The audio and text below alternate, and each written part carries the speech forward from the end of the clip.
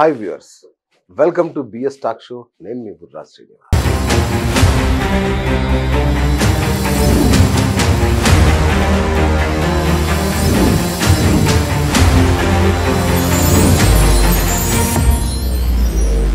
సృష్టి ఆది నుంచి ఉన్న క్షేత్రం కాశీ అంటారు.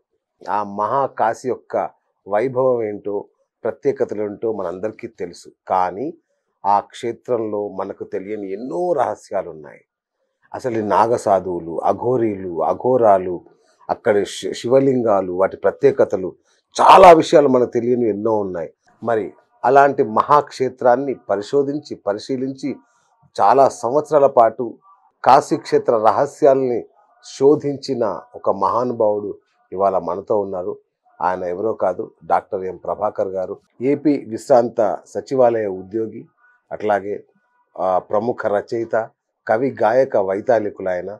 మరి ఆయన ఎంత గొప్పగా, ఎంత నిబద్ధతతో రాశారంటే, అసలు ఈ పుస్తకం చదివితే, ఇవాళ నా చేతికి వచ్చింది ఈ యొక్క కాశీ రహస్యం అనే పుస్తకం.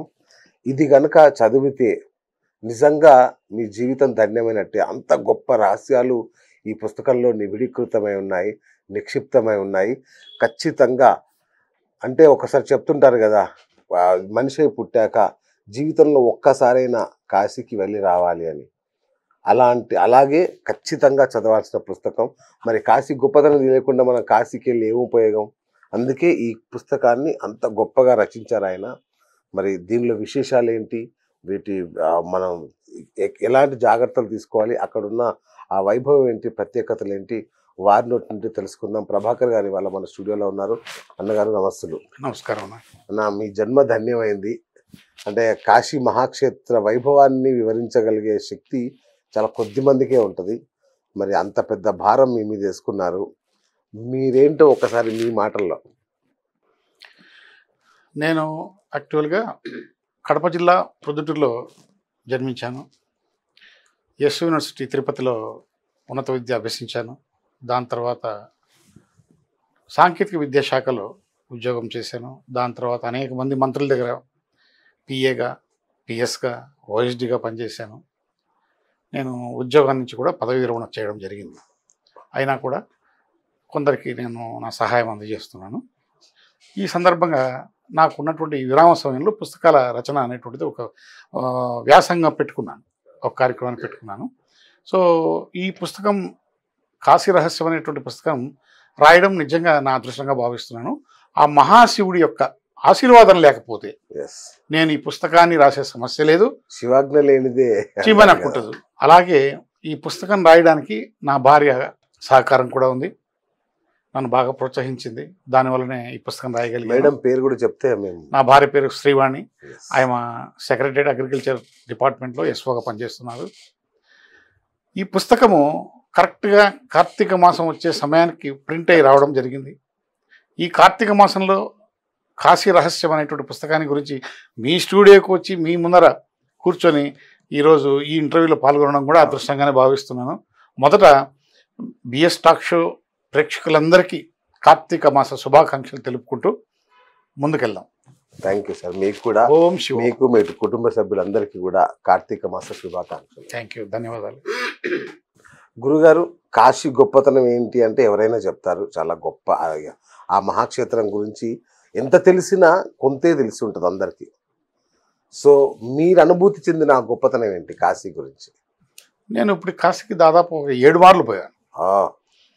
నేను మొదట ఫస్ట్ టైము 2013 సంవత్సరంలో మహాకుంభమేళా జరిగింది. అంటే 144 సంవత్సరాలకు ఒకసారి జరుగుతుంది. అవును. ఆ కుంభమేళకు నా స్నేహితులతో కలిసిపోవడం జరిగింది. మొట్టమొదటి కాశీ సందర్శనం. నేరుగా అలహాబాద్ వెళ్ళాము, అక్కడ స్నానం చేసాం. దాని తర్వాత కాశీకి వచ్చి విశ్వనాథుని దర్శనం చేసుకున్నాం, విశాలక్ష్మిని దర్శనం చేసుకున్నాం, తర్వాత కాలభైరవుని దర్శనం చేసుకున్నాం. ఆ విధంగా కాశీని, వ్యాసకాశీ, కాశీ ఇవన్నీ కూడా తిరిగాం. దాదాపు ఒక 5-6 రోజులు మేము అక్కడే తిరగడం, అన్నీ చూడడం జరిగింది. అప్పుడు మొదటిసారి అనుభూతి చెందాను, కాశీ అంటే ఎంత గొప్పగా ఉంటుందా, ఎంత ఆకర్షణ ఉంటుంది కాశీలో అంటే. అది కాశీ మొత్తం కూడా ఒక కాస్మిక్ వలయం. ఓకే. ఈ రహస్యం తెలియకుండా కాశీని ఊరికే చూద్దామని పోతే ఉపయోగంలే. ఓకే. ఆ కాస్మిక్ వలయాన్ని మనము అనుభూతి చెందాలి. శివుడు తనకు తానుగా స్వయంగా నిర్మించి ఎంచుకున్నటువంటి నగరం కాశీపట్నం. అత్యంత పురాతనమైనది ప్రపంచంలోనే. ఎస్. కాశీ భూమి మీదనే ఉంటుంది, కానీ భూమికి దూరంగా ఉంటుంది. ఓకే. ప్రపంచమంతా ప్రళయంతో మునిగిపోయినా, ప్రళయంలో చిక్కుకుపోయినా కాశీ మాత్రం సురక్షితంగానే ఉంటుంది. అందుకనే ఎందరో మహానుభావులు కాశీలో పుట్టడం జరిగింది, కాశీలో మరణించడం జరిగింది. బయట రాష్ట్రాల నుంచి కూడా కాశీలో మరణించాలని అదే పనిగా వస్తారు. Correct. చివరి దాకా పునర్జన్మ ఉండదు ఉండదు, వస్తారు, మరణించాలని కోరుకుంటారు.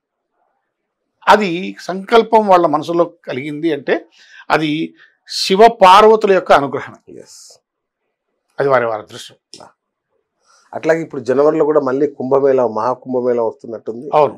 ఈ సందర్భంగా ఈ యొక్క అద్భుతమైన పుస్తకాన్ని మీరు ప్రేక్షకులకు కూడా నిజంగా అందించడం అద్భుతమైన టైం అది అసలు. నా అదృష్టమే. మా అదృష్టం. ఈ సందర్భంగా ఎస్. మహాశివరాత్రికి సైన్స్కి అంటే మనం అందరం అనుకుంటాం కదా, డివోషనల్ ఏదో భక్తి అనుకుంటారు. మరి దీనికి సైన్స్కి ఏమైనా లింక్ ఉందా అసలు? ఉంది, 100% ఉంది. ఓకే.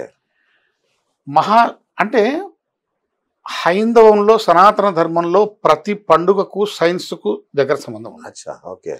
అంటే మన వాళ్ళు పండుగలు కనుక్కున్నటువంటి సమయానికి ఇంకా సైన్స్ రాలే. ఓకే. మన వాళ్ళు కనుక్కున్న తర్వాత సైన్స్ వచ్చింది. కరెక్ట్. సైన్సు హైందవంలో ఉన్నటువంటి అనేకమైనటువంటి అంశాలను ప్రశ్నిస్తుంది. దానికి మనం సమాధానాలు చెప్తూనే ఉన్నాం. ఓకే. ఇంకా సైన్స్ సంతృప్తి పడట్లేదు. అవును. ఇంకా సైన్స్ చిన్నది కాబట్టి దానికి ఇంకా అర్థం కావట్లా. ఇక్కడ ఏంటంటే బహుళ చతుర్దశి ప్రతి సంవత్సరం అదే రోజు ఈ శివరాత్రి, మహాశివరాత్రి అని వస్తుంది. అచ్చా. ప్రతి సంవత్సరం ఒకే రోజు వస్తుందా? ఇందులో ప్రత్యేకత ఏంటంటే మనకు పురాణాల ప్రకారం 5 శివరాత్రులు ఉన్నాయి. 1 నిత్య శివరాత్రి, 2 పక్ష శివరాత్రి, 3 మాస శివరాత్రి, 4 మహాశివరాత్రి, 5 యోగ శివరాత్రి. ఓ, అదొకటి ఉందా? 5 శివరాత్రులు మనం చేసుకుంటాం. అన్నిటిలో కన్నా పెద్దది ఏంటంటే మహాశివరాత్రి. ఒక్క శివరాత్రిని మాత్రమే మహాశివరాత్రి అన్నారు. ఆయన్ను మాత్రమే మహాశివుడు అన్నారు. అవును. ఇంకా ఎవరికి మహా అనేటువంటి పదం లేదు. అవును. ఎందుకలా? అంతే, ఆయన సుప్రీమో. ఓకే. సో ఆ విధంగా ఈ మహాశివరాత్రికి సైన్స్కు సంబంధం ఉంది. అట్ ది సేమ్ టైం ఆ రోజు భక్తులంతా ఉపవాసాలు చేస్తారు, ధ్యానం చేస్తారు. సాయంకాలం ప్రదోషకాల సమయంలో మహాలింగార్చన జరుగుతుంది. మహాలింగార్చన అంటే ఏంటి? 366 శివలింగాలు అంగుష్ట మాత్రంగా ఉంటాయి. ఇదే సైజు. ఈ సైజులో ఉన్నటువంటి 366 శివలింగాలను అక్కడ తయారు చేసి ఉంచుకొని వాటికి అభిషేకం చేస్తారు. ఇది మహాలింగార్చన. దాని తర్వాత సాయంకాలము శివపార్వతుల కళ్యాణం జరుగుతుంది. అర్ధరాత్రి లింగోద్భవ సమయం జరుగుతుంది. అంటే శివుడు ఎలా ఉద్భవించాడు, ఆయనకు ఆది అంతం ఉందా లేదా అనేటువంటి అంశాన్ని ప్రతి ఒక్క వ్యక్తి ధ్యాన రూపంలో ఆ యొక్క స్థితిని అనుభవించగలిగితే ఆ కాస్మిక్ శక్తిని పొందగలుగుతాడు. ఓకే. ఓకే. రైట్. లింగోద్భవ కాలం అంటారు కదా, అంటే లింగోద్భవ కాలం అంటే శివుడు తనను తాను సృష్టించుకున్నటువంటి రోజు, తాను జన్మించిన రోజు, శబ్దంలో నుంచి తను ఉద్భవించిన రోజు. ఓకే. దీన్ని లింగోద్భవ సమయం అంటాం. ఈ యొక్క లింగాన్ని అగ్నిలింగం అంటాం, ఓకే, కాంతిలింగం అంటాం. ఈ లింగమే ముక్కలుగా పడిపోతే ఆ ముక్కలే మనకిప్పుడు జ్యోతిర్లింగాలుగా కనిపిస్తున్నాయి. 12 జ్యోతిర్లింగాలు అంటాం. అవును. ఆ 12 జ్యోతిర్లింగాలన్నీ కూడా శివుడి ఉద్భవించిన తర్వాత ఆ యొక్క కాంతి స్తంభము ముక్కలై పడిపోయిన తర్వాత ఏర్పడినటువంటి లింగాలనే మనం జ్యోతిర్లింగాలు అంటాం. ఓకే. శివపార్వతుల కళ్యాణం అది ఎంత కమనీయంగా, ఎంత అద్భుతంగా జరుగుతుందో మనకు తెలుసు. సో మేమందరం ఒక కోణంలో చూస్తాం శివపార్వత కళ్యాణం. ఓకే. మీరేమన్నా దాని కొత్త కోణాన్ని ఏమన్నా యాడ్ చేశారా? ఉంది. శివపార్వతుల కళ్యాణమే ఒక అద్భుతమైనటువంటి ఘట్టం భూమి మీద. శివుణ్ణి అమ్మవారు తపస్సు చేసి భర్తగా పొందాలని ప్రయత్నం చేసింది. ఓకే. శివుడికి తల్లిదండ్రులు లేరు, ఎవరికి పుట్టాడో తెలియదు, ఓకే, ఎలా పుట్టాడో తెలియదు, ఆయనకు గోత్రం తెలియదు, ఆయన ప్రవర తెలియదు, ఆయనకు వంశవృక్షం లేదు. అటువంటి వ్యక్తి పెళ్లి కొడుకుగా తయారయ్యి అత్తా మామలకు నచ్చకపోయినా కూడా పార్వతీదేవి చేత ఎంచుకోబడి కళ్యాణం జరగడం జరిగింది. దీనికి ఈ సృష్టిలో ఉన్నటువంటి అన్ని జీవరాశులు వచ్చాయి, ఆహ్వానించబడ్డాయి, అందరూ వచ్చారు, అన్ని జీవాలు వచ్చాయి. ఈ రావడంతో దక్షిణ దిక్కుగా ఉన్నటువంటి భూమి కొంచెం పైకి లేచింది. నార్త్లో కదా పెళ్లి జరిగింది, ఆయనకు వివాహం జరిగింది, ఈ దక్షిణ భాగం పైకి లేచింది. అప్పుడు శివుడి యొక్క ఆజ్ఞానుసారం అగస్త్యుడు దక్షిణ ప్రాంతానికి వెళ్ళి నిలబడ్డం మూలాన మళ్ళా భూమి కుదురుకుంది. కానీ శివుడిని అడుగుతాడు, అంతా బాగుంది, నన్ను ఏదో ఆజ్ఞాపించావు, వివాహం అయ్యేంత వరకు అతిథులు వెళ్ళేంత వరకు నన్ను దక్షిణ భాగంలోనే ఉండమన్నావు, నివాసం బాగానే ఉంది, నీ కళ్యాణాన్ని నేను ఎలా చూడాలి, అందరికీ భాగ్యాన్ని కల్పించావు, నాకెందుకు కల్పించావు, నీకు కూడా కల్పిస్తున్నాను, నువ్వు నా కళ్యాణాన్ని అక్కడి నుంచే దర్శించవచ్చు అని చెప్పేసి ఆయన ఆశీర్వాదం చేస్తాడు. సో ఆ విధంగా అగస్త్యుడు దక్షిణ భాగాన్నే ఉంటూ ఆ భూమిని కుదిర్చి వివాహమైనంత వరకు అక్కడే ఉండి ఆయన యొక్క కళ్యాణాన్ని దర్శించుకొని వస్తాడు. ఇది అద్భుతమైంది. అయితే ఈ శివపార్వతులకు ఇద్దరికి ఒక ఉమ్మడి ఆస్తి ఉంది. ఓకే. శివుడికి జటాజూటం పైన ఒక చంద్రరేఖ ఉంటుంది, అమ్మవారికి తల మీద ఒక చంద్రరేఖ ఉంటుంది. శివుడికి 3వ కన్ను ఉంటుంది, అమ్మవారికి 3వ కన్ను ఉంటుంది. అవునా? ఉంది. శివుడు మన్మధుడిని సంహరిస్తే అమ్మవారు మన్మధుడిని బ్రతికించింది. శివుడు భిక్ష చేస్తే అమ్మవారు ఆయనకు వడ్డించింది. ఇవి వాళ్ళ ఆస్తులు. జగమంత ప్రపంచం, జగమంత కుటుంబం వాళ్ళది. వాళ్ళు వివాహం చేసుకున్నారే కానీ పిల్లలు లేరు. విఘ్నేశ్వరుడు వారికి పుట్టినవారు కాదు, అమ్మవారు చేసినటువంటి మట్టి ద్వారా జన్మించినటువంటి వ్యక్తి. సుబ్రహ్మణ్య స్వామి వాళ్ళ కుమారుడు కాదు. ఆయన జన్మ వృత్తాంతం అంతా మీకు తెలిసే ఉంటుంది, షణ్ముఖుడు ఏ విధంగా జన్మించాడు. అక్కడ నందీశ్వరుడు ఉంటాడు శివుడి దగ్గర, అమ్మవారి దగ్గర సింహం ఉంటుంది. వారి రెండింటికి పడదు. అక్కడ నెమలి ఉంటుంది, స్వామివారి మెడలో పాము ఉంటుంది, ఈ రెండింటికి పడవు. ఎలక ఉంటుంది, ఈ ఎలకు పాముకు ఈ దీనికి నెమలికి పడదు. పడకపోయినా ఆయన కుటుంబం కాకపోయినా కుటుంబ సమేతంగా మనకు చిత్రపటాల్లో కనిపించేది ఒక శివ కుటుంబం మాత్రమే. కుటుంబం కాని కుటుంబం. వైరం ఉన్నటువంటి జంతువులన్నీ కూడా శివుడి వద్ద పార్వతి వద్ద మౌనంగా అలా కూర్చొని ఉంటాయి, వైరాన్ని వదిలేసి. అంత గొప్పది ఆ కుటుంబం. శివపార్వతుల కళ్యాణం కూడా అంతే గొప్పది. శివపార్వతుల కళ్యాణం చదివినా కూడా అమ్మాయిలకు త్వరగా వివాహం జరుగుతుంది, అబ్బాయిలకు త్వరగా వివాహం జరుగుతుంది. ఆ కళ్యాణాన్ని తలుచుకుంటేనే చాలు వాళ్ళలో ఒక తెలియని అనుభూతి కలిగి వాళ్ళ యొక్క ఆలోచన సరళి మారిపోతుంది. మారిపోయి వాళ్ళు పాజిటివ్ దిశగా ప్రయాణం చేస్తారు. ఇది వాస్తవంగా జరిగినటువంటిది. కొన్ని లక్షల కుటుంబాల్లో జరిగింది. అయ్యా మా పాపకు వివాహం ఆలస్యం అవుతుంది, మా అబ్బాయికి వివాహం ఆలస్యం అవుతుంది అంటే ఏదో కుజదోషం ఇంకోటి. అలా కాదమ్మా, శివపార్వతుల కళ్యాణం చేయించండి లేదా చదివించండి, తప్పనిసరిగా త్వరగా వివాహాలు అయిపోయినాయి. ఇవన్నీ వాస్తవ సంఘటనలు. నేను అద్భుత కల్పనలు చెప్పడం. శివపార్వతుల కళ్యాణానికి అంత గొప్పతనం ఉంది. ప్రతి ఒక్కరు చదవాలి శివపార్వతి. వండర్ఫుల్. రైట్. మరి కార్తీక మాసం ఇప్పుడు మనం ఉంది. ఈ కార్తీక మాసంలో ఇక కాశీ క్షేత్రం అంటే మామూలు వైభవం ఉండదు. ఏంటి అసలు, అంటే అన్ని మాసాల కంటే కార్తీక మాసానికి ఉన్న ప్రత్యేకత ఏంటి? ఇప్పుడు కార్తీక మాసం అంటే దీనికి కూడా సైన్స్కు సంబంధం ఉంది. కృతికా నక్షత్రంతో చంద్రుడు కూడి ఉన్నటువంటి సమయంలో వచ్చేటువంటిదే కార్తీక మాసం. ఈ మాసానికి మాత్రమే కార్తీక మాసం అని పేరు. ఉమ్, ఇంకోటి ఏంటంటే ఈ మాసంలో పెట్టే దీపానికి మాత్రమే కార్తీక దీపం అని పేరు. అవును. ఈ మాసంలో వచ్చే పౌర్ణమికి మాత్రమే కార్తీక పౌర్ణమి అని పేరు. అవును. ఈ మాసంలో నదులన్నీ అమృత తత్వంతో నిండి ఉంటాయి. ఈ నదుల్లో అందుకని కార్తీక మాసం అందరూ నదుల్లో స్నానం చేస్తారు. ఓకే. ఓకే. స్నానం చేయడం వల్ల శరీర రుగ్మతలు పోతాయి, మానసిక రుగ్మతలు పోతాయి, ఆరోగ్యం ప్రాప్తిస్తుంది, అమృత తత్వం కూడా లభిస్తుంది. ఓకే. అంత శక్తి ఉంది. మామూలు టైంలో స్నానం చేసే రాదా అంటావేమో, రాకపోవచ్చు, చెప్పలేము. ఎందుకంటే ఈ కార్తీక మాసంలో మాత్రమే ఓకే. ఈ అమృత తత్వంతో నిండి ఉంటాయి నదులన్నీ కూడా. బా, ఆ, ఆ పవిత్రత వాటికి లభిస్తుంది. ఓకే. అంతేకాకుండా కార్తీక మాసం ఆకాశ దీపంతో మొదలవుతుంది. ఓకే. ఆకాశ దీపం అంటే ఆకాశ దీపం అంటే ఇప్పుడు పైన కూడా ఆకాశ దీపాలు ఉన్నాయి. సూర్యుడు ఆకాశ దీపమే, అచ్చా. చంద్రుడు ఆకాశ దీపమే, ఓకే. నక్షత్రాలు ఆకాశ దీపమే.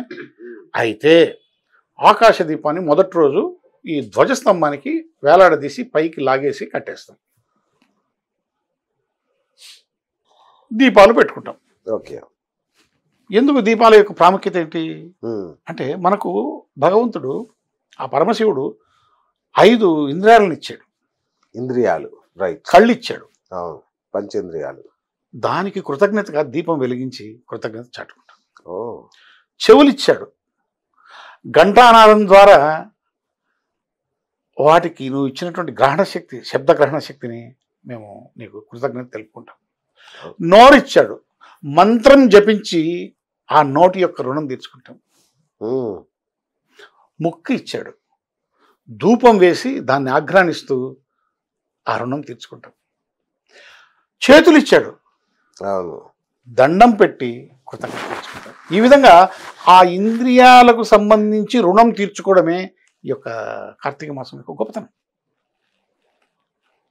అందులో కార్తీక పౌర్ణమి రోజు 365 ఒత్తులతో మనం దీపారాధన చేస్తాం. ఉమ్, దీనికి ఏం కారణం అంటే, ఒకవేళ మనం ఆ సంవత్సరంలో ఎక్కడో బంధువుల ఇళ్ళకు పోయి, పెళ్ళిళ్ళకు పోయి ఇంట్లో మనం దీపం పెట్టకపోయిన పక్షంలో, లేదు మన ఇంట్లో ఏమైనా అవంతరాలు వచ్చి కొన్ని రోజులు దీపం పెట్టకపోవడం వల్ల, అవును. లేదు ఇంట్లో ఆడవాళ్ళ సమస్య వచ్చి కొంత దీపం పెట్టకపోవడం వల్ల ఉమ్, కొంత గ్యాప్ వస్తుంది. సో అచ్చా. కుటుంబ వ్యవస్థ ఏ ఇంట్లో అయితే ఉంటుందో ఆ ఇంట్లో ప్రతినిత్యం దీపం వెలగాలి. వెలగకపోవడం వల్ల వచ్చేటువంటి గ్యాప్ ఏదైతే ఉందో, అనర్థాలు ఏవైతే ఉన్నాయో, ఈ కార్తీక పౌర్ణమి రోజు 365 ఒత్తుల దీపం వెలిగించడం వల్ల ఆ యొక్క పాపం ప్రక్షాళనం అయిపోతుంది. బా, దీనికి భగవంతుడు మనకు చూడండి ఎంత తమాషా, మనము మన మన వల్ల తప్పేదైనా జరుగుతుందేమో అని మళ్ళీ ఆయన మనకు ఒక ఇది సూచించారు, అది అది ప్రత్యామ్నాయం. ప్రత్యామ్నాయం సూచించారు. దీనివల్ల లోకం హాయిగా ఉండాలి, హాయిగా ఉండాలి. మానవులంతా సంతోషంగా ఉండాలి అని. ఉమ్, అది భగవంతుని అంటే మానవుల పట్ల, మానవ జాతి పట్ల భగవంతుకు ఉన్నటువంటి కనికరం, కనికరం. ప్రేమ. అద్భుతం, బాగా చెప్పారన్న. అండ్ అఘోరీలు, అఘోరాలు మనకు తెలుసు. కాశీ క్షేత్రం అంటే మనకు గుర్తొచ్చేది నాగ సాధువులు, అఘోరాలు, అఘోరీలే. అసలు వీళ్ళకి ఏంటి, వీళ్ళు ఎందుకు శ్మశానంలో ఉంటారు, ఎందుకు అంటే వీళ్ళకి అతీంద్రియ శక్తులు ఉంటాయా ఏంటి, వీళ్ళు అసలు వీళ్ళకి గొప్పతనం ఏంటి అసలు? మొదట మనం నాగాసాధుల గురించి మాట్లాడుకోవాలి. ఎందుకంటే ఆది శంకరాచార్యులు క్రీస్తు శకం 4వ శతాబ్దంలో ఉమ్, ఒకవైపు బౌద్ధం అంతరించిపోతుంది, ఒకవైపు హిందువుల మీద ఉమ్, అన్యమతస్థుల దాడులు పెరిగాయి, అవును, సన్యాసులను సైతం హింసించేటువంటి అవును. స్థాయికి పోవడం. ధోరణి వచ్చేసింది. అవును. ముఖ్యంగా కాశీలో గంగా నదిలో స్నానాలకు వచ్చినటువంటి సాధుల మీద హత్యా ప్రయత్నాలు జరగడం, అవునా? ఇలాంటి కార్యక్రమాలు జరుగుతున్నప్పుడు ఆయన ఏం చేశాడంటే, హైందవ ధర్మానికి కష్టం కలుగుతుంది, ఓకే. రక్షణగా మనం ఒక వ్యవస్థను నిర్మించాలి అని చెప్పేసి 4 మఠాలను స్థాపించాడు, ఓకే. 10 వ్యవస్థలను స్థాపించాడు. వాటినే దశనామి వ్యవస్థలు అంటారు. దశనామి వ్యవస్థలు. ఓకే. ఈ దశనామి వ్యవస్థల్లో సాధువులను చేర్చుకొని వారికి మంత్రతంత్ర విద్యలతో పాటు అస్త్రశస్త్ర శిక్షణ కూడా ఇవ్వడం జరిగింది. ఎక్కడైతే వీళ్లకు అస్త్రశస్త్ర శిక్షణ ఇస్తారో ఓకే. ఆ ప్రదేశాలను అఖాడా అంటాం. అచ్చా. వా. అఖాడా అంటే శిక్షణాలయం. శిక్షణాలయం. ఓకే. నీకు ప్రతి సంవత్సరం కుంభమేళా అర్ధ కుంభమేళాల్లో అవును. ఈ అఖాడాల నుంచి వచ్చేటువంటి నాగా సాధువులందరినీ చూస్తావు. ఇక్కడ అలహాబాదు, అలహాబాదు, కాశీ. కాశీలో కంటే కూడా అలహాబాద్లోనే వాళ్ళు స్నానం ఆచరిస్తారు. కాశీ మహాశ్మశానం కదా, అవును. అక్కడ స్నానానికి తక్కువ ప్రాధాన్యత ఇస్తారు. అచ్చా. ఇక్కడ స్నానమే వాళ్ళకి ప్రధానం. ఓకే. కాబట్టి నీకు అలహాబాద్లో వాళ్ళు స్నానం చేసిన తర్వాతనే మిగతా వాళ్లకు స్నానం చేయడానికి అనుమతిస్తారు. ఆహా. వాళ్ళు ఆ కుంభమేళ జరిగినన్ని రోజులు ప్రతినిత్యం అక్కడ స్నానం చేస్తారు. 1995లో అనుకోకుండా ఈ నాగా సాధువుల వరుసలో ఒక ట్రాన్స్జెండర్ వ్యవస్థ లేడీస్ ఈ హిజరాల గ్రూప్ ఓకే. ఓకే. ఓకే. కనిపించింది. ఓ. అంతవరకు ఎప్పుడు ఈ యొక్క యాత్రలో ఈ మహాకుంభమేళలో మహిళా నాగా సాధువులు, మహిళా ట్రాన్స్జెండర్స్ వచ్చిన దాఖలాలు ఎక్కడ లేవు. ఓకే. అనుకోకుండా కనిపించారు. అందరూ ఆశ్చర్యపోయారు. 1995లో జరిగింది ఇది. అప్పటికి వాళ్ళు ఏమిటారంటే మాకు భౌతిక పరంగానే కాకుండా ఆధ్యాత్మిక పరంగా కూడా మాకు అన్యాయం జరిగింది. ఓకే. కనుక మమ్మల్ని మహిళా నాగా సాధువులను మీరు అఖాడాగా గుర్తించి మమ్మల్ని మీ అఖాడాలో చేర్చుకోమన్నారు. అచ్చా. ఓకే. అప్పుడు వీళ్ళ అఖాడా పేరేంటి? వీళ్ళే స్వయంగా పెట్టుకున్నటువంటి పేరు కిన్నెర అఖాడా.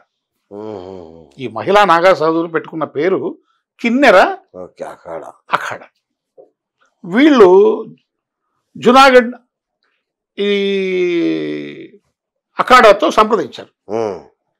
అయ్యా ఇట్లా మా అఖాడాను గుర్తించండి, లేదా మా అఖాడాను మీ దీంట్లోకి మెర్జ్ చేసుకోండి.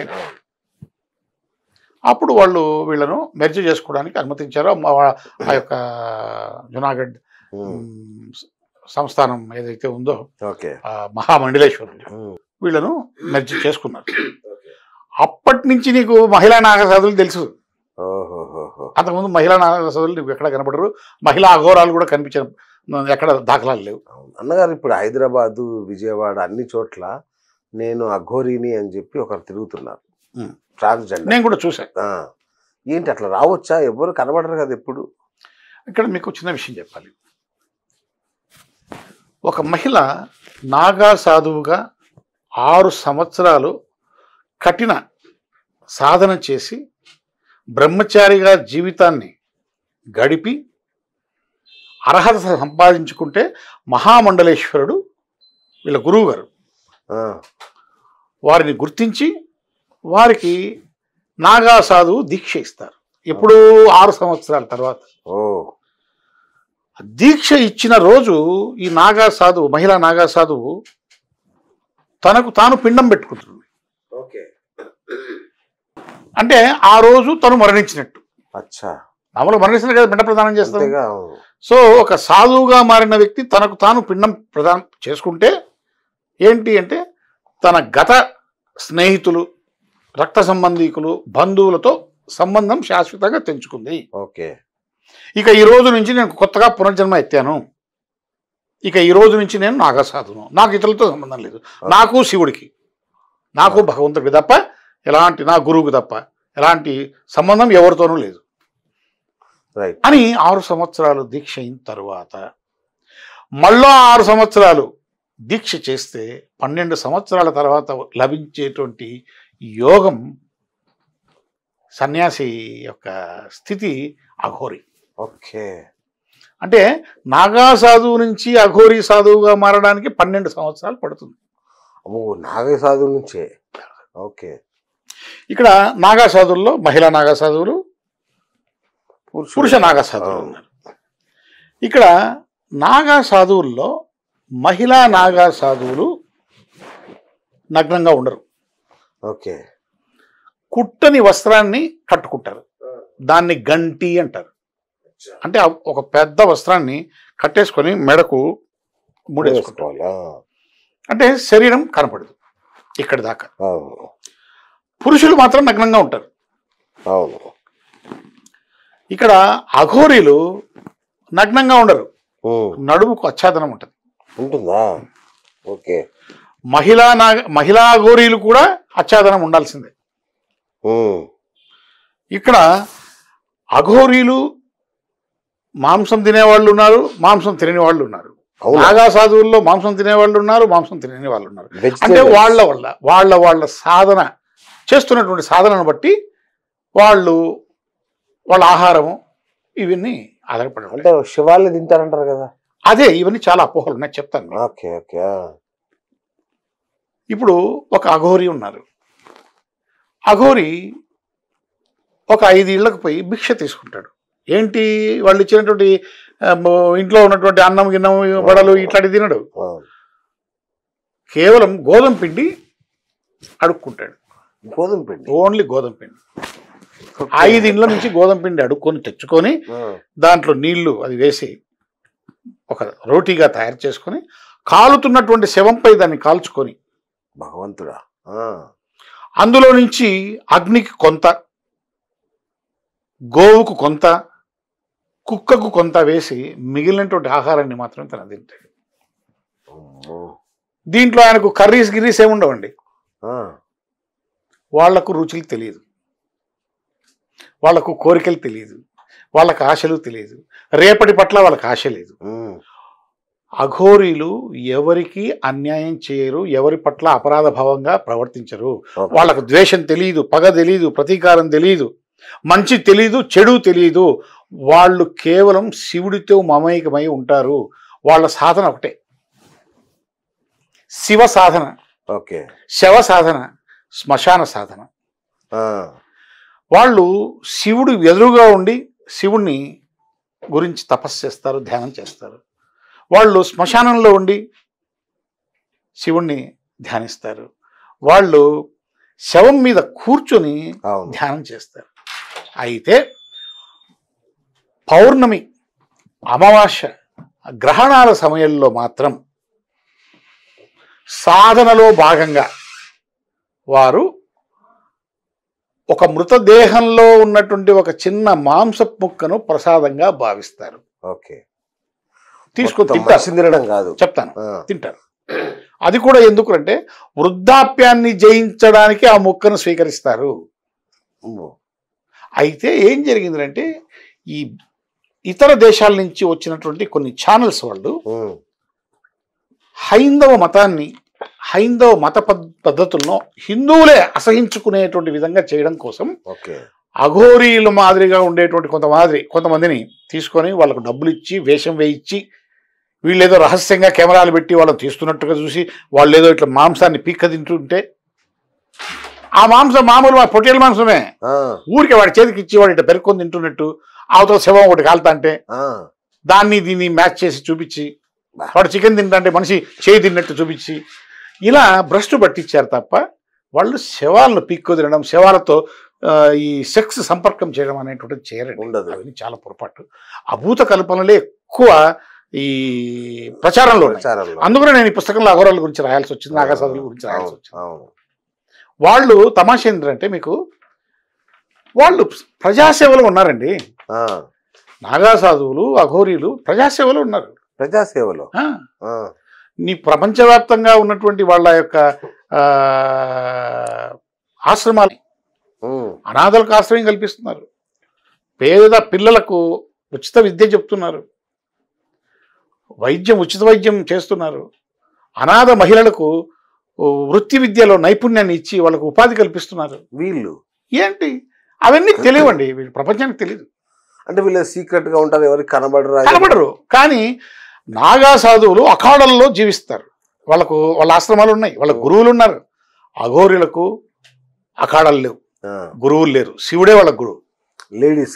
లేడీస్ కూడా లేడీ అఘోరి అయినా, జంట అఘోరి అయినా వాళ్ళకు అఖాడాలు లేవు, శ్మశానాలే.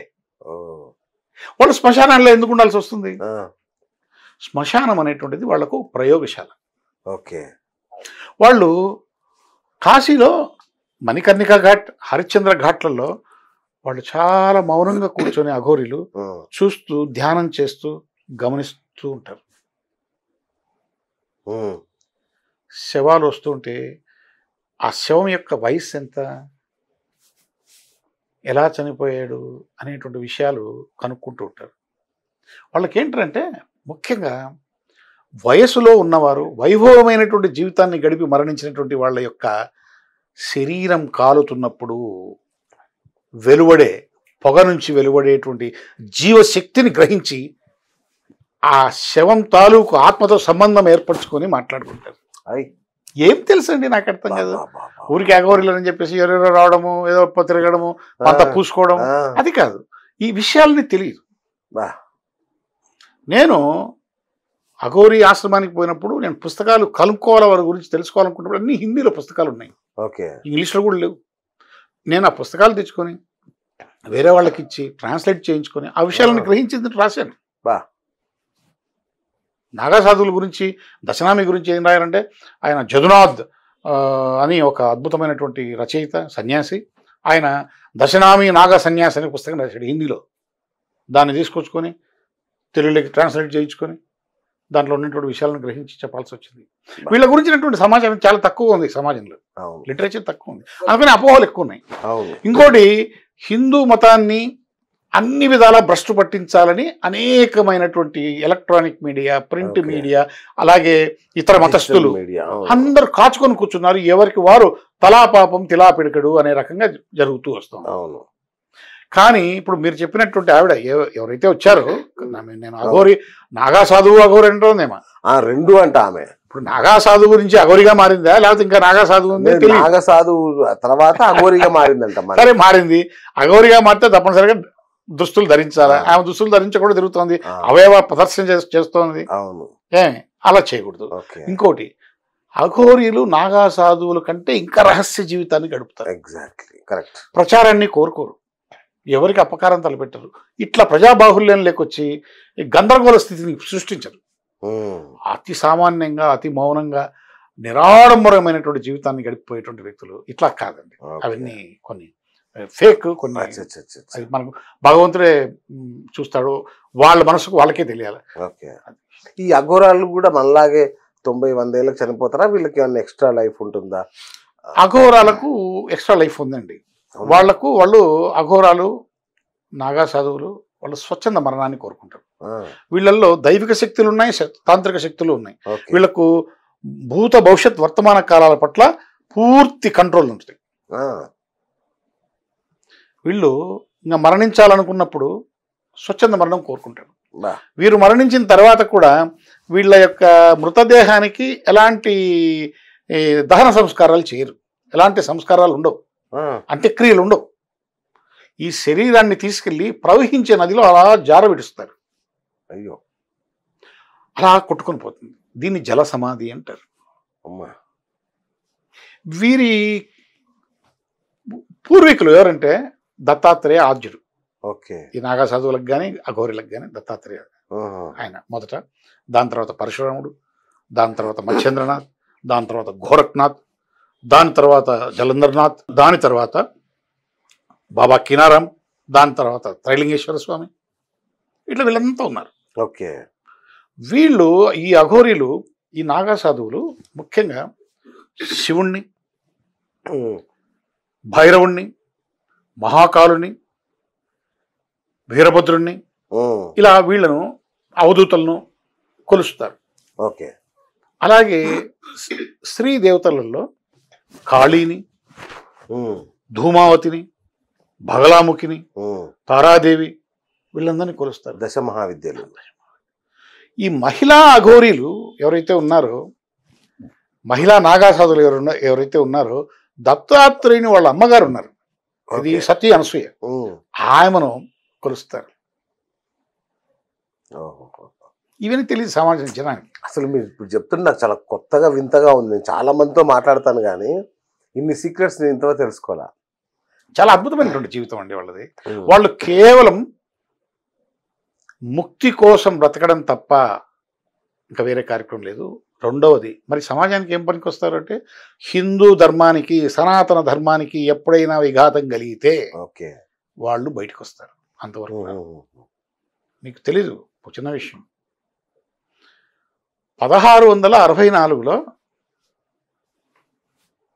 ఔరంగజేబు కాశీ మీద దండెత్తి వస్తున్నాడని తెలిసి ఈ యొక్క మొత్తం నాగా సాధువులు, అఘోరీలంతా కూడా ఒక సైన్యంగా తయారై అఖాడాల నుంచి బయటకు వచ్చి ఔరంగజేబు సైన్యాన్ని తరిమి కొట్టారండి. బా బా బా బా బా. అంత బీభత్సంగా జరిగింది యుద్ధం. రెండోది, రాణా ప్రతాప్ సింగ్ అక్బర్తో యుద్ధం చేసేటప్పుడు రాణా ప్రతాప్ సింగ్ సైన్యంలో వీళ్ళంతా వెళ్ళి అక్బర్ను నిరోధించారు. ఇవన్నీ తెలీదు. ఏదో వాళ్ళు ఎంతసేపు నాగా సాధువులంట శవాలతో సంపర్కం చేస్తారంట, శవాలు తింటారంట. ఈ రెండే తెలుసు అందరికి. ఎంత బాధాకరం. ఈరోజు ట్రాన్స్జెండర్స్ సైతం కూడా జునా అఖాడాలో కిన్నర అఖాడాను మెర్జీ చేసి వాళ్ళు కూడా అద్భుతమైనటువంటి ఆధ్యాత్మిక జీవితాన్ని అనుభవిస్తున్నారంటే అర్థం చేసుకోండి. ఈ విషయం ట్రాన్స్జెండర్స్ కూడా తెలియదు నిజంగానే. ఎంతో అద్భుతమైనటువంటి ఆధ్యాత్మిక జీవితాన్ని అనుభవిస్తున్నాం. నిరంతరం భక్తిభావంతో, నిరంతరం ధ్యానం, నిరంతరం తపస్సు, వేరే పని లేదండి వాళ్ళకి. బ్రహ్మచర్యం. అయితే మీరు ఒక విషయం గమనించారు గురుగారు, కాశీకి వెళ్ళి చనిపోవాలనుకుంటారు అందరూ. వాళ్ళని అక్కడ దహనం చేస్తారు. మనం చూసాం టీవీలు అన్నింటిలో చూస్తారు కదా. మరి కాశీలోనే ఉండే అఘోరాలేమో జల సమాధి అయిపోతుంటారు. మనుషులు మాత్రం చాలా మంది అక్కడికి వెళ్ళి చనిపోవాలనుకుంటారు. ఎందుకు ఈ తారతమ్యం ఏంటంటే ముందుగానే ఈ నాగా సాధువులు, అఘోరాలకు భగవంతునితో ఒక విధమైనటువంటి లింక్ ఏర్పడి ఉంటుంది. ఓకే. వీళ్ళు ఆత్మను భగవంతునితో లింకప్ చేస్తారు. ఓకే. సాధారణమైన మనుషులకు భగవంతునితో ఆత్మను లింకప్ చేసేంత శక్తి వీళ్ళకు సాధనలో ఏర్పడదు, ఉండదు. అది సాధారణమైనటువంటి జీవితం సాధ్యం కదా. కాబట్టి కాశీలో మరణించాలి. కాశీలో ఎందుకు మరణించాలి? కాశీ ఒక శ్మశానం, మహాశ్మశానం. శివుడు ఇక్కడ తిరుగుతూ ఉంటాడు. కాశీలో మరణిస్తే సాక్షాత్తు శివుడే వచ్చి కుడి చెవిలో తారక మంత్రాన్ని చెబుతాడు. పార్వతీదేవి తన స్వహస్తాలతో ఆ శరీరాన్ని స్పర్శిస్తుంది. దీనివల్ల జ్ఞానంతో కూడినటువంటి మోక్షం లభిస్తుంది. కాబట్టే కాశీలో మరణించాలని కోరుకుంటాడు. కాశీలో మరణించినటువంటి ఏ వ్యక్తి చెవి అయినా చూడండి, ఇగో ఇలా లేచి ఉంటుంది, పైకి ఇట్లుంటది. శివుడు మిగతా ఎక్కడ ఏ ఊర్లో చనిపోయి చెవి మామూలుగా ఉంటుంది. ఒక్క కాశీలో మాత్రమే కుడి చెవి పైకి తిరిగి ఉంటుంది. శివుడు తారక మంత్రం కోసం అలా ఆ సౌకర్యం. కాశీలో ఆవులు రోడ్ల మీద తిరుగుతూ ఉంటాయి, మిమ్మల్ని పొడవు. ఓకే. ఏమి ప్రమాదం తీసుకు మనుషులతో పాటు అవి హ్యాపీగా తిరుగుతుంటాయి. అలాంటి విచిత్రాలు చాలా ఉన్నాయి కాశీలో.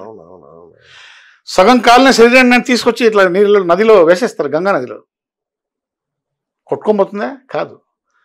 అది 24 అవర్స్లో ఎంతవరకు పోగలుగుతుందో అంత పోయే లోపలనే మొత్తం మాంసం కరిగిపోతుంది, ఎముకలు కరిగిపోతాయి. ఆ శక్తి ఒక గంగకే ఉంది. గంగలో బ్యాక్టీరియా బ్రతకదు. మనం అందుకనే గంగా నీటిని తెచ్చుకుంటాం. కానీ కాశీ నుంచి గంగా నీటిని తెచ్చుకోవద్దు, ఎందుకంటే అది మహాశ్మశానం. మహాశ్మశానం నుంచి మనం ఏం తెచ్చుకోవద్దు. అలహాబాద్లో త్రివేణి సంగమం ఉంది కదా, అక్కడి నుంచి కాశీ తీర్థం తీసుకోవాలి. అది ఇంట్లో పెట్టుకొని మనం పూజించవచ్చు. ఎవరైనా మన ఇంటి పక్కన కానీ, ఇంటి ఎదురు కానీ, మన ఇంట్లో కానీ వృద్ధులకు ఆ సమయం ఆసన్నమైనప్పుడు దానికి హోల్ వేసి వాళ్ళకు నోట్లోకి దాన్ని అంతవరకు మనం పూజ చేస్తాం. చివరికి వాళ్ళ నోట్లో వేస్తాం. పాచి పట్టదు, బ్యాక్టీరియా ఉండదు. నిరంతరము స్వచ్ఛందంగా నువ్వు తెచ్చిన రోజు ఏ విధంగా ఉందో నువ్వు ఆయన నోట్లో నీరు పోసేంత వరకు ఇంకా 100 ఏళ్ళు నువ్వు ఆ ఇంట్లో పెట్టుకున్నా కూడా అది అట్లే ఉంటుంది. ఇంకోటి, అది ఆవిరి కాదు. ఆ వాటర్ ఆవిరి కాదు. మామూలుగా కొన్ని వాటర్ పెడితే కొంతకాలానికి ఆవిరైపోయి తగ్గిపోతాయి, నీటి మట్టం తగ్గిపోతుంది. ఇలాంటి అనేకమైనటువంటి అద్భుతమైన విచిత్రాలన్నీ ఉన్నాయండి, రహస్యాలు. కాశీనే ఒక రహస్యం. అందుకని దాని పేరు కూడా కాశీ రహస్యం పెట్టాను. అంటే పెట్టడం మనది కాదు అనుకోండి, శ్రీనాథుడు రాశాడు కాశీఖండంలో కాశీ రహస్యం. ఇంకోటి గురుగారు, ఇంతవరకు మీరు అఖాడాలు అంటున్నారు కదా, వాటిని ఎవరు స్థాపించారు అసలు? అది ఆదిశంకరాచార్యులు స్థాపించారు. అవునా? ఆదిశంకరాచార్యులు అచ్చా. కేవలం హిందూ ధర్మ రక్షణ కోసం, ఓహో. సనాతన ధర్మాన్ని రక్షించడం కోసం ఈ ఓకే. అఖాడాలను స్థాపించారు. ఓకే. ఈ అఖాడాలు ఎక్కడుంటాయో ఎవరికి తెలియదండి. ఓకే. కుంభమేళాకు లక్షల మంది జనం వస్తారు. ఓకే. ఆ 12 రోజులు ఉంటారు. దాని తర్వాత వెళ్తారు. వాళ్ళు ఎక్కడి నుంచి వచ్చారో, ఎక్కడికి పోయారో ఎవరికి తెలియదు. తెలీదు. ఇప్పుడు నేను ఈ నుంచి పోయేటప్పుడు కొన్ని వీధులు దాటుకొని పోవాలిగా, అవును. నేను కొంతమంది ఎక్కడ కనపడాలిగా. కాశీ దాటితే ఎవరికి కనపడరు. ఇది ఎలా మరి సాధ్యం? వాళ్ళు విమానాలు ఉపయోగించరు, బస్సులు అవును. ఉపయోగించరు, అవును. లారీలు ఉపయోగించరు, కార్లు ఉపయోగించరు. నడవడం, పరిగెత్తడమే. ఎలా మనోవేగంతో వెళ్ళిపోతారండి, ఎవరికి కనపడరు. బాబా. ఎందుకు కనిపిస్తే మన వాళ్ళు వాళ్ళ దీవెలను తీసుకోవడం కోసం వాళ్ళ కాళ్ళు పట్టుకోవడం, వాళ్ళని ఎక్కడము ఏమో చేస్తారు, తీసుకొని గుడి కట్టిస్తారు మన వాళ్ళు వదిలేస్తే. అట్లా చేస్తారు. కాబట్టి వాళ్ళు ఎంత మౌనంగా వచ్చారో, ఎంత గంభీరంగా వచ్చారో, వాళ్ళ సాధన, వాళ్ళ యోగము, వాళ్ళ తపస్సు చేసుకొని, వాళ్ళ స్నానాలు చేసేసుకొని క్షేమంగా మళ్ళీ అంతే నిరాడంబరంగా వెళ్ళిపోతారు. బాబా. ఎవరికి కనపడరు. ఇంతవరకు ఇప్పుడు ఒకవేళ అలాంటిది అఖాడాలు పలానా చోట ఉన్నాయంటే డెఫినెట్గా మీ మీడియా వాళ్ళు అంత దూరం పోగలుగుతారు. అయ్యో, ఎంతసేపు పోయి కనుక్కొని అవన్నీ బయట పెట్టేవాళ్ళు. పెంట పెంట చేసి వస్తారు. ఇంతవరకు చేయలేదు. అవునవునవును. బా. ఇంకొక అద్భుతం నేను కళ్ళారా చూశాను, గంగా హారతి. బా, అది ఇట్లా చేస్తుంటే రోమాంచితం అయిపోతుంది శరీరం భక్తిభావంతో. అసలు దాంట్లో ఒక ప్రార్థన ఉంటుంది. ఇవన్నీ ఎవరు అది యాక్చువల్గా ఆ గంగా అవతరణ ప్రార్థనా గీతాన్ని రాసింది మన తెలుగు వారి. అవునా? జగన్నాథ పండితుడని. బాబా బాబా. ఆయన చాలా కాలం కాశీలో నివసించాడు. ఓకే. అయితే అనుకోకుండా ఎందుకో లవంగి అనే ఒక అమ్మాయి, ఒక ముస్లిం అమ్మాయిని ఆయన ప్రేమించి వివాహం చేసుకున్నాడు. ఓకే. వివాహం చేసుకుంటే ఏమైంది, నీవు కులభ్రష్టుడు అయినావు, గంగలో స్నానం చేయడానికి నీకు అర్హత లేదు అని మిగతా పండితులు అతన్ని నిరోధించారు, అడ్డుకున్నారు. అడ్డుకుంటే ఆయనకు కళ్ళకు నీళ్ళు వచ్చేసి ఆ ఘాట్ పంచగంగా ఘాట్ అని ఉంటుంది, అక్కడ జరిగింది ఈ యొక్క సంఘటన. ఓకే. అక్కడ నిలబడి గంగను చూస్తూ రోధించి ఈ యొక్క గంగావతరణ ప్రార్థన చేస్తే గంగమ్మ వారు ఉరుకులెత్తి పైకి ఎగిసి, అలమాదిరి పైకి ఎగిసి ఈయన పైన నిలబడి ఉంటే ఘాట్లో ఈయనను వచ్చి ముంచెత్తేసింది. ఈ పండితులంతా ఇదంతా చూసి ఆశ్చర్యపోయి నమస్కారం పెట్టి, అయ్యా మా తప్పు క్షమించు, రేపటి నుంచి మీరు వచ్చి మామూలుగానే స్నానం చేయండి. ఆయన రాసినటువంటి ఆ ప్రార్థనా గీతాన్ని ఇప్పుడు గంగా హారతిలో ఇస్తున్నారు. అయితే జరిగిందేమో పంచగంగా ఘాట్లో జరిగింది ఈ సంఘటన. ఇప్పుడు హారతులు ఇస్తున్నటువంటిది ఈ దశాశ్వమేధ ఘాట్. దశాశ్వమేధ ఘాట్లో ఈ యొక్క హారతులు సప్తఋషి హారతి ఇస్తారు. అక్కడ ఈ ప్రార్థనా గీతాన్ని ఆలపిస్తారు. అది మన తెలుగు వారి ఘనత, మనమంతా గర్వించదగ్గ విషయం. ఎక్కడ ఆంధ్రప్రదేశ్, ఎక్కడ కాశీ ఘాట్ లో గంగకు రోజు మన తరపున ఒక హారతి జరుగుతోంది అంటే నిజంగా చూస్తే ఎంత వైభవం అండి అసలు అది. అట్లాగే త్రైలింగ స్వామి అనే పేరు విన్నా, ఎవరైనా? ఆయన కూడా మన తెలుగు వారే. విజయనగరం జిల్లాలో ఒక మారుమూల గ్రామంలో ఆయన పుట్టాడు. ఓకే. వాళ్ళ తల్లిదండ్రులు ఇద్దరు కాళీ మాత ఉపాసకులు. కొంతకాలం తర్వాత ఆయన మెల్లిగా దేశయాటనికి వెళ్ళిపోయాడు. వెళ్ళిపోయి కాశీ చేరుకున్నాడు. ఇక కాశీలో నుంచి బయటికి రాలే. ఆయన 280 సంవత్సరాలు బ్రతికాడు. ఆయన అఘోరి 280 సంవత్సరాలు బ్రతికాడు. అయితే ఆయన మనకు ఎప్పుడు కనిపించిన కాశీలో గంగలో ఈదుతూ అన్నా కనిపిస్తాడు, గంగలో తేలుతూ అన్నా కనిపిస్తాడు. ఇప్పటికీ అప్పుడు ఇప్పుడు కాదు, ఆయన బ్రతికున్న భౌతికంగా ఉన్న రోజులు. అలా లేకపోతే ఎక్కడన్నా ఒక మారుమూల ఒక నేల మీద చలనం లేకుండా పడుకోని ఉండేవాడు. ఇది కొండ చెలువ మాదిరి. ఆ సమయంలో ఈయన ఘనత తెలిసిన వ్యక్తులు, ఈయన మహత్తులు తెలిసినటువంటి వ్యక్తులు పోయి అభిషేకం చేసేవారు. ఎందుకంటే చలనం లేకుండా ఉన్నాడు కాబట్టి శివలింగంగా భావించేసేవారు. ఆయన బరువు 140 కేజీలు. ఒకప్పుడు తినేవాడు, దొరికితే తినేవాడు, లేకపోతే ఆయన అక్కడే కాలం చేశాడు. ఆయన కూడా గంగానదిలో వదిలేశారు. ఆయన కూడా జల సమాధి కాబడింది. 170 సంవత్సరాలు బతికాడు కినారం బాబా. ఆయన ఎవరు కీనారాం బాబా? ఆయన నార్త్ ఇండియాకి సంబంధించినటువంటి వ్యక్తి. అచ్చా ఈ త్రైలింగ స్వామి వారి కంటే కూడా ముందు వారు. అచ్చా అచ్చా అచ్చా. ఆయన అఘోరి. ఓహో, ఆయన అఘోరి. సో కాశీ క్షేత్రం అంటేనే అఘోరీలు అఘోరాలు. బా, వాళ్ళ గురించినటువంటి వాస్తవాలు రహస్యాలు కనుక్కోవడానికి ప్రయత్నం చేయాలి, కానీ ఏది దొరికితే అది, ఏది వింటే అది నిజమని నమ్మి వాళ్ళను అపహాస్యం చేయడం మంచిది కాదు. ఓకే. వాళ్ళు ఎవరి జోలికి రారు, వాళ్ళ మానాన్న వాళ్ళు బ్రతుకుతారు. మనం పోయి నమస్కారం పెడితే మన కంటితో అలా అలా చూస్తారు, ఆశీర్వదిస్తారు తప్ప చేయి కూడా ఎత్తారు. వాళ్ళ మహత్తులను ఈ చేత్తోనే చూపిస్తారు, ఎడమ చేత్తోనే వాళ్ళ మహత్తులను చూపిస్తారు, కుడి చేయి కూడా వాడరు. మనం ఏమనుకుంటాము, అతను ఒక శరీరంలో చనిపోయినటువంటి ఒక మృత శరీరంలో నుంచి ఇంత ముక్క మాంసం తింటున్నాడే అని మనం అనుకుంటాం. నీ కంటికి అది మాంసం ముక్క మాది కనిపిస్తోంది, కానీ అతని కంటికి అది రసగుల్ల. బా, వాళ్ళు పనికిరాని వస్తువును పనికొచ్చేలా చేస్తారు. ఓకే. వాళ్ళకి ఆ దైవిక శక్తులు, మంత్ర శక్తులు ఉన్నాయి, ఓకే, అతీంద్రియ శక్తులు ఉన్నాయి. ఓకే. బా, ఇది చదివాను గురుగారు, చాలా బాగుంది. సో జ్యోతిర్లింగం ఇది కాశీ జ్యోతిర్లింగం. కాశీ 12 జ్యోతిర్లింగాలలో కాశీ ఒకటి. తమాషా ఏంటంటే కొన్ని ఉన్నాయి. జ్యోతిర్లింగం శక్తిపీఠం, శ్రీశైలం ఉంది, అది జ్యోతిర్లింగం శక్తిపీఠం. అచ్చా, ఓకే. కాశీ ఉంది, జ్యోతిర్లింగం శక్తిపీఠం. అచ్చా. అలాగే మన ఉజ్జయిని ఉంది, జ్యోతిర్లింగం శక్తిపీఠం. ఓకే. ఇట్లా కాంబినేషన్ లో ఉండేవి చాలా రోజు. ఈ రెండు కలిసి ఉన్నాయి. ఓకే. అట్లాగే ఈ యొక్క పరమశివుడి అనుగ్రహ సంకేతాలు ఏముంటాయి గురుగారు? ఇప్పుడు మనము శివరాత్రి, అవును, ఆయనకి ఇష్టమైనటువంటి తిథిలో వచ్చేటువంటి, అవును, చతుర్థి తిథిలో, అవును, ఆ రోజు మనం ఆ కార్యక్రమానికి పోతుంటేనో, ఆ కార్యక్రమం చేసుకుంటున్నాం, లేకపోతే మనం స్నానం చేసి గుడికి పోతుంటేనో ఒక నాగుపాము దర్శనం ఇస్తే అది భగవంతుని అనుగ్రహ సంకేతం. అచ్చా.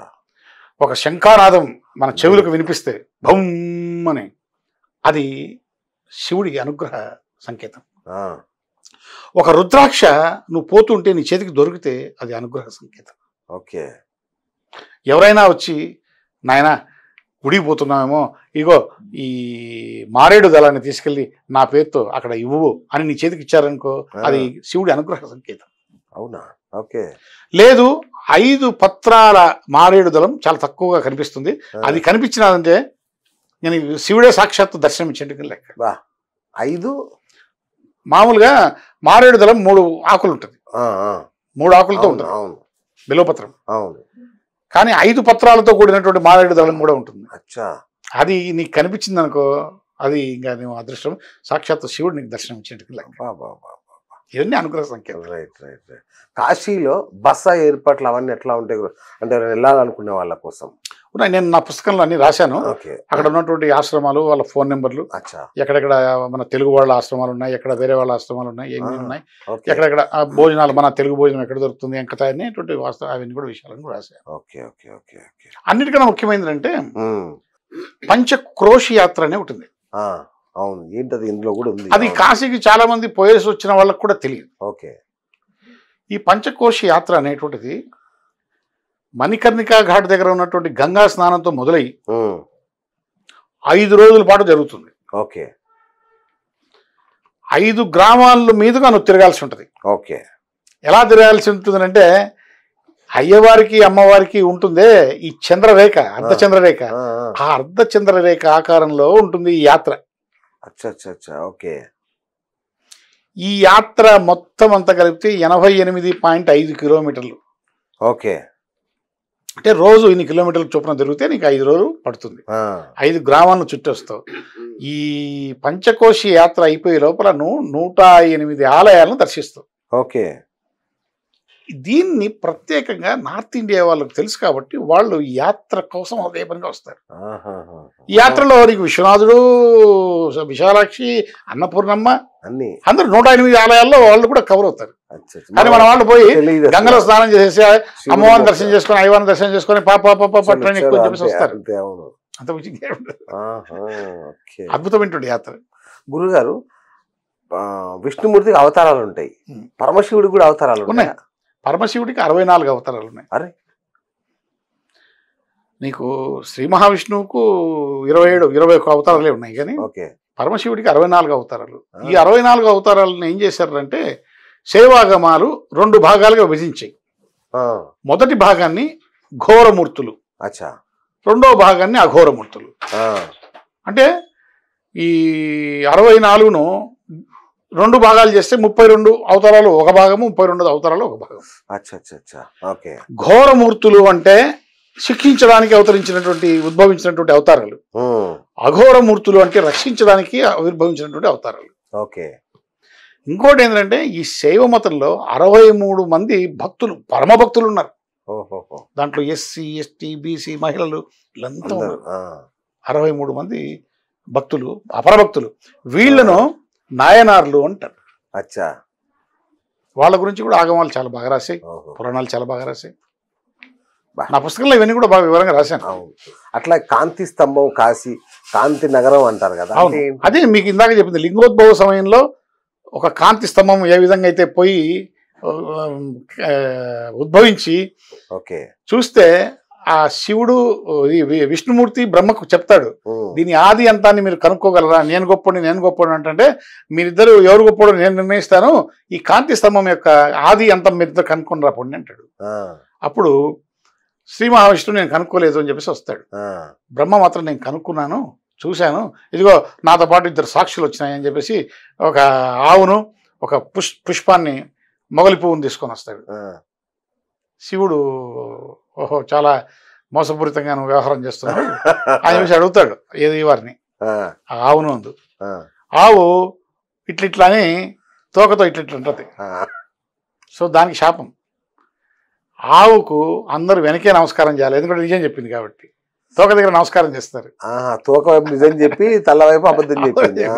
కాబట్టి ఆవుకు వెనకలే నమస్కారం చేస్తారు, ముందర చేయకూడదు అని చెప్పేసి చెప్పారు. ఓహో. తర్వాత మొగలి పువ్వు పూజలో ఉండదు. పనికి రాకుండా చేసేసాడు. అర్రే. చేసి నువ్వు ఇంత అబద్ధాలు ఆడతావా అని చెప్పేసి ఆయన 5 తలలు ఉన్నాయి ఆయనకు. ఆ, 5వ తలను ఆయన గోరుతో తీసేసాడు అచ్చా. బ్రహ్మ. అదే ఆ కాంతి స్తంభం. ఆ తర్వాత లింగోద్భవం అయిపోయిన తర్వాత ఆ కాంతి స్తంభం ముక్కలుగా పడడం వల్ల ఈ 12 జ్యోతిర్లింగాలు సహజంగా ఏర్పడ్డాయి. ఓహోహో. అచ్చా, కాంతి స్తంభం వల్ల జ్యోతిర్లింగం. జ్యోతిర్లింగాలు ఇంకా చాలా ఉన్నాయి ఈ పుస్తకాన్ని. మాట్లాడుకుంటూ పోతే ఇంకెన్ని చాలా గంటలు ఉంటాయి. సరిపోదు కాబట్టి అందుకనే పుస్తకాన్ని వదిలేస్తాం, అందరూ పుస్తకాన్ని చదువుకోమని. కొనుక్కోమని. ఎందుకంటే ఇవి మీకు మెచ్చుతున్న కళ ఇది. సో ఈ పుస్తకం కొనండి. బ్రహ్మాండంగా కాశీకి సంబంధించిన అనేక అద్భుతాలు, జ్ఞానాన్ని మీరు సముపార్జించుకుంటారు. అంతే కదా అన్నగారు? థ్యాంక్ యూ అన్నగారు. ధన్యవాదాలు. యా, చాలా సంతోషమైన అద్భుతమైన సమయం ఇది. మా ప్రేక్షకులకు మరొకసారి కార్తీక మాస శుభాకాంక్షలు, కార్తీక పౌర్ణమి శుభాకాంక్షలు. థ్యాంక్ యూ అన్నగారు. ఈ యొక్క కార్తీక మాసం అంతా వాళ్ళు సంతోషంగా ఆనందంగా గడపాలని, ఆ శివుని అద్భుతమైనటువంటి ఆశీర్వాదాలు ప్రతి కుటుంబానికి అందాలని కోరుకుంటూ సెలవు తీసుకుంటున్నాను. థ్యాంక్ యూ అన్నగారు. Thank you.